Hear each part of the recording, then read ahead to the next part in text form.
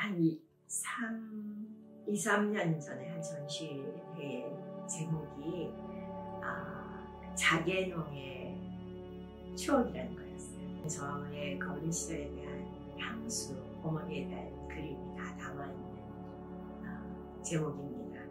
왜냐면 제가 어렸을 때 그때 노화동이라는 동네에 정말 집에 살고 있었는데 큰 자개장이 있었어요.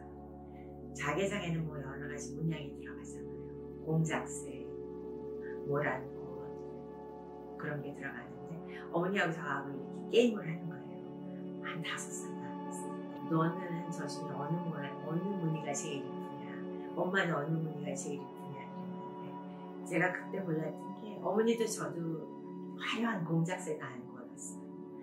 제가 골랐던 게 아주 굉장히 추상적인 그냥 어떤 모양, 조그만 모양 그걸 하나 골랐어요.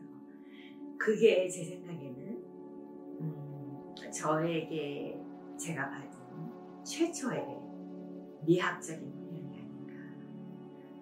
근데 그런 일은 계속 어린 시절을 통해서 아니면 또 제가 사춘기나 대학 시절에 계속됐습니다.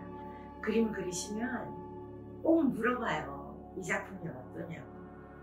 흡사 평론가한테 의견을 구하는 것처럼.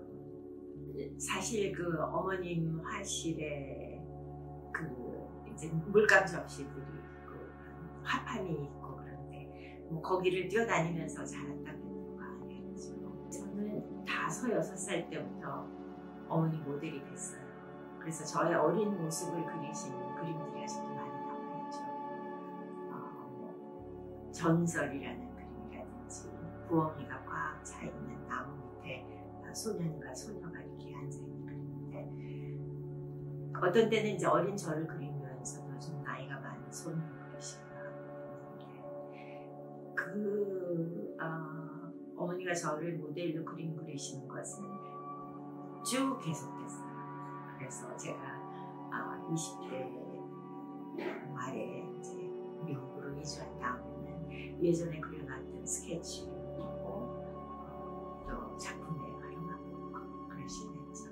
근데 제가 어머님이 그림을 그리시는 걸 보고 뭐 미술에 대한 나도 화가가 돼야 되겠다 그런 생각을 가진 적은 한 번도 없었고요.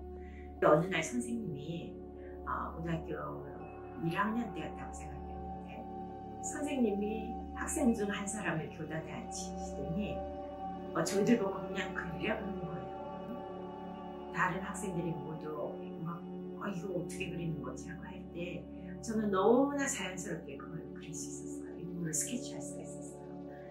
그래서 아주 그 모델이라는 학생과 비슷한 얼굴의 인물을 그릴 수가 있었어요. 그게 가만히 생각해보니까 제가 무슨 재능을 타고 태어나서가 아니라 어머니가 하시는 걸 너무나 많이 봤기 때문에 자연스럽게 눈으로 본 것이 배움이 되지 않았나 생각되는데요. 저는 아주 어려서부터 해외에 나가서 살고 싶다 그렇게 생각을 했었어요. 근데 그 이유는 물론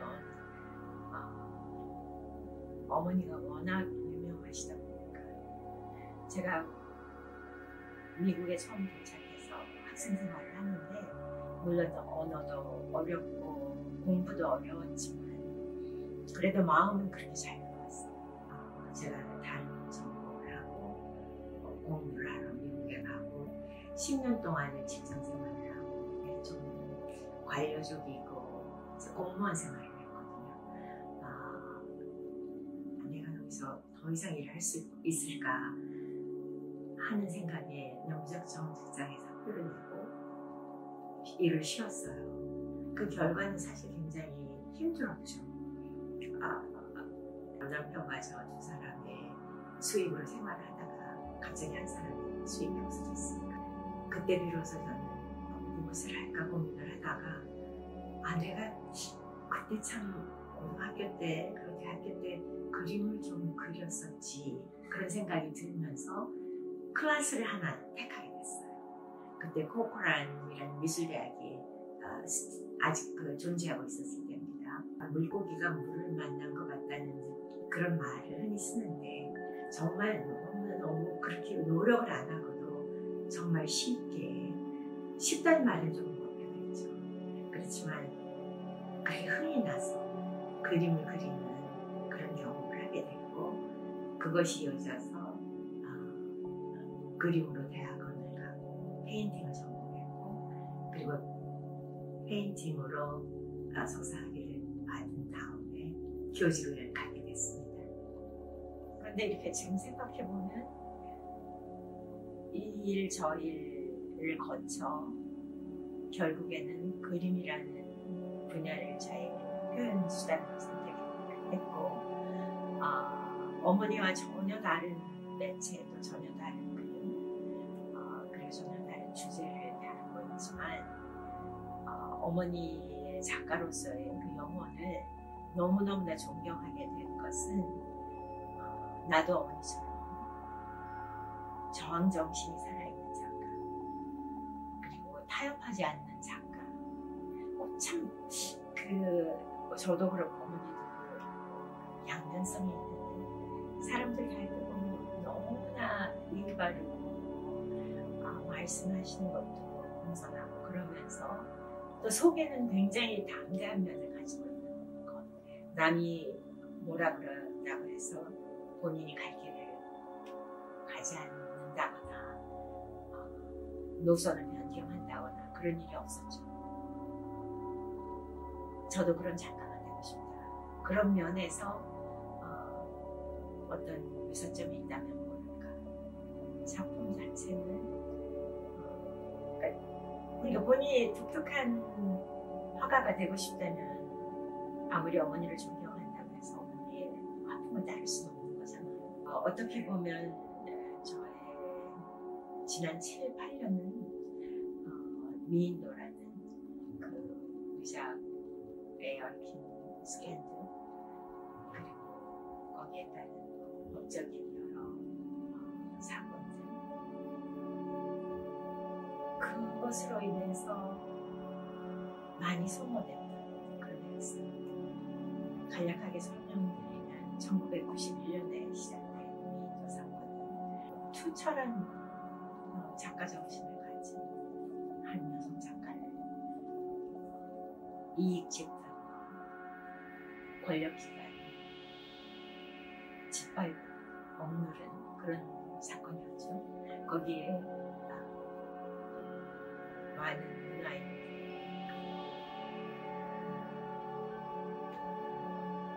문인들, 저술가들, 그 사건의 핵심에 대해서 분노하지 않는 그런 사건입니다. 지금도 그렇습니다. 못 믿으시겠지만 미술계에 조금이라도 관련이 있다는 사람이라면 미인도를 언급하는 것은 굉장히 꺼려합니다. 제가 실제로 많이 겪었어요. 그냥 금기시합니다. 그것은 미술관, 화랑, 작가들, 또 평론가들이 모두 얽혀있기 때문이죠, 관계가. 근데 그 중에는 진심을 말씀하시고 강력하게 미인도는 유사견을 주장하시는 분들도 있습니다. 일반 사람들은 지금까지 벌어져 온 사태에 대해서 정말 기이하다, 신기하다, 내가 보기에도 엄연한 가짜인데 한 80~90% 그 사건을 알고 계신 분은 그렇게 생각하십니다. 근데 그 사건이 저를 어떻게 만들었나, 그 그림이라는 게 본인의 경험의 사물이잖아요. 본인이 그것을 내가 그 사건을 그리겠다고 해서가 아니라 그 좌절과 분노, 거기에 엉켜있는 저의 어떤 추진, 그래도 나는 싸울 때까지는 싸운다.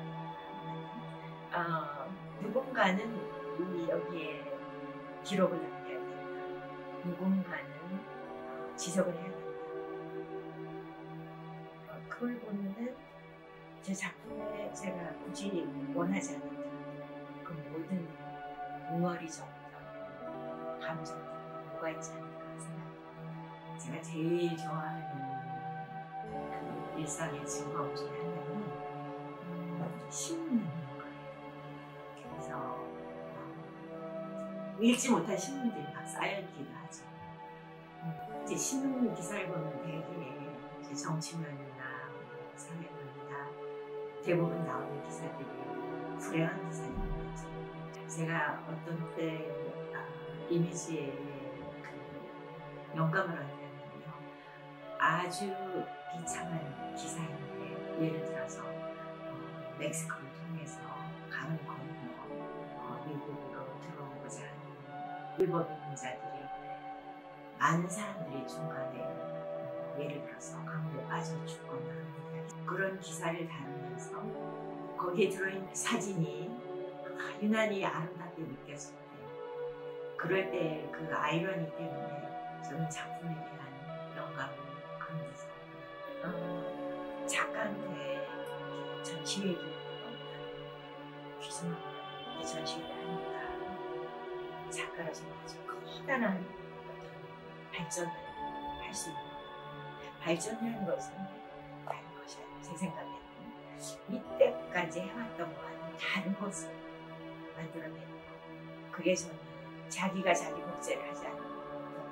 저는 더 좋은 방향, 더 진실된 방향으로 나가는 것이지 거꾸로 가는 것은 아니겠죠. 이번 전시회를 준비하면서 제가 느꼈어요. 내가 이때까지 해온 그리고 어쩌면 이 이미지들을 만들고 조합하는 데 있어서 너무나 공을 들인 것이에요. 그래서 한번 내 자신을 한번 더 풀어놔봐 좀 그런 것이 아닐까. 그래서 그런 방향으로 나가게 됐습니다. 그래서 마지막에 8작품 그 표현에 있어서 주제나 모든 것이 아주 거칠어요.